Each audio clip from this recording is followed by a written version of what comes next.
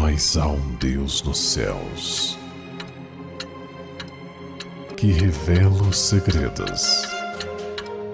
Ele revelou o que vai acontecer no fim dos dias.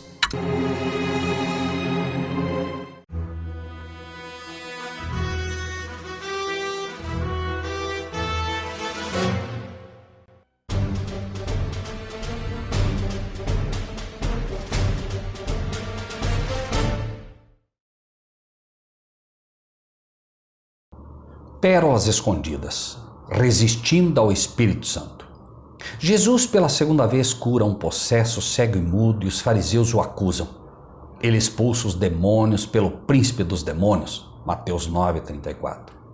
Cristo diz-lhes positivamente que em atribuir a obra do Espírito Santo a Satanás, estavam se separando da fonte de bênçãos.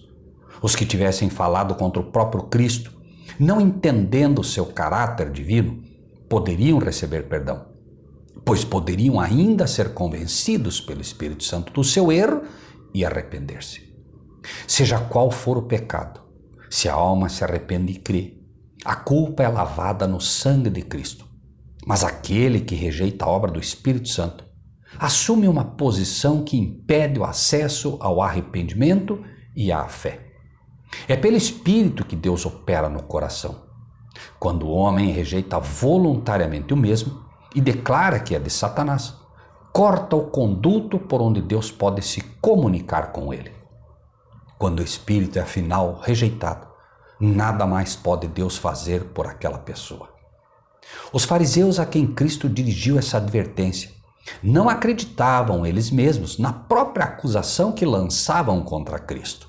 Tinham ouvido a voz do Espírito no próprio coração, declarando ser ele ungido de Israel e insistindo a que se confessassem seus discípulos.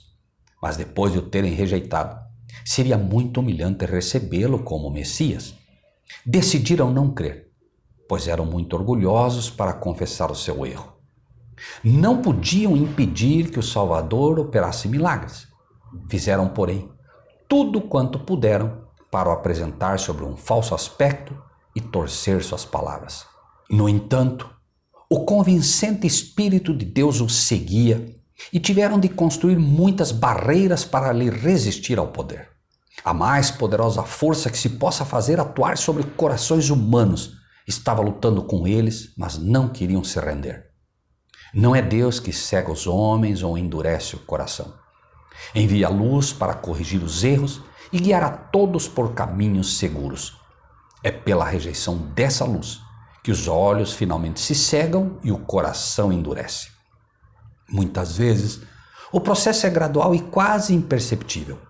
A luz chega até a alma por meio da palavra de Deus, de seus servos, ou diretamente por seu espírito. Mas quando um raio de luz é rejeitado, dá-se o parcial entorpecimento das percepções espirituais, e a segunda revelação da luz é menos claramente discernida. Assim aumenta a treva até que se faz noite na alma. Isso aconteceu com os guias judeus e assim se dá com muitos professos cristãos nos dias de hoje.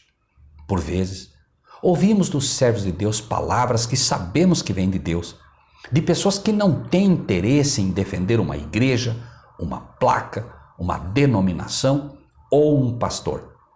Pessoas cujo único compromisso é com a verdade.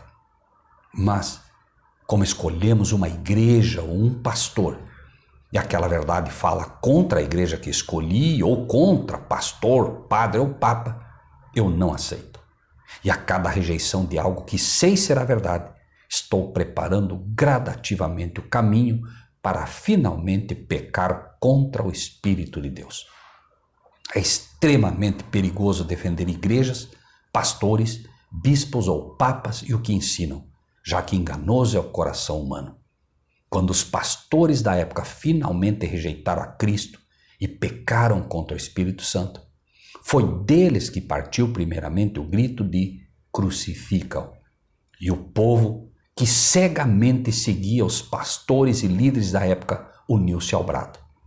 Está escrito é a única norma segura. Se alguém ensina algo, Não devo questionar porque aprendi na minha igreja ou do meu pastor, mas devo perguntar: está escrito? É isso mesmo que ensina a palavra de Deus. Assim e somente assim estarei seguro. Pense nisso e que Deus seja contigo.